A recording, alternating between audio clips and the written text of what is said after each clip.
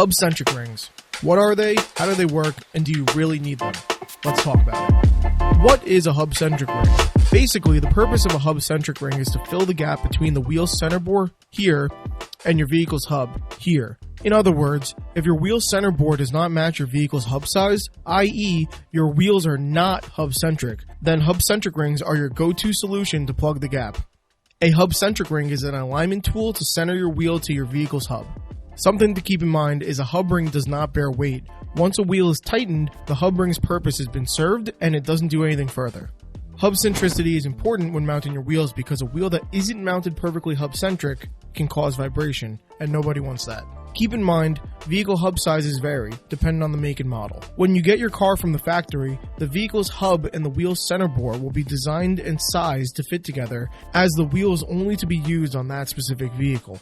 When it comes to aftermarket wheels, you will find that center bore sizing is more generic and can fit a range of vehicles using a hub ring. We're going to break this down right now with an example as we talk about sizing. How do you find the hub ring that's right for you? Easy. Let's take a look at a 2023 Volkswagen GTI. The GTI comes from the factory with a hub size of 57.1 millimeters. Remember that number.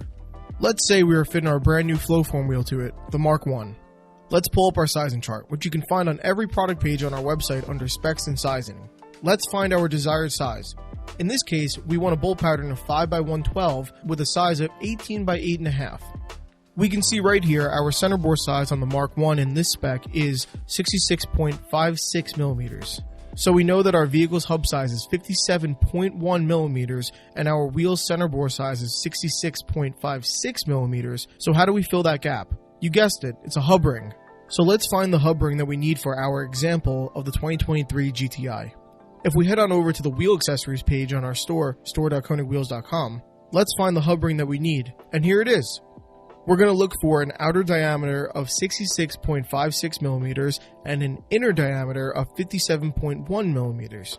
This will provide the perfect amount of material to take up the gap between the GTI's hub and the Mark I center bore. Again, once the wheel is mounted to the vehicle, a hub-centric ring has already served its purpose and is simply a dowel pin and bears no weight whatsoever. When it comes to deciding between plastic and metal, metal is really made with race cars in mind, where there's a concern for high brake temperature being reached. So if you're taking your vehicle to the track, metal is what we would recommend due to the higher brake temps you'll experience. Just make sure that if you're using metal hub rings, you apply some anti-seize upon installation to prevent a headache when removing your wheel. However, for the other 99% of us, plastic is what we'd recommend. It's not a question of quality here, it's application. Plastic hub rings don't corrode and they're less expensive.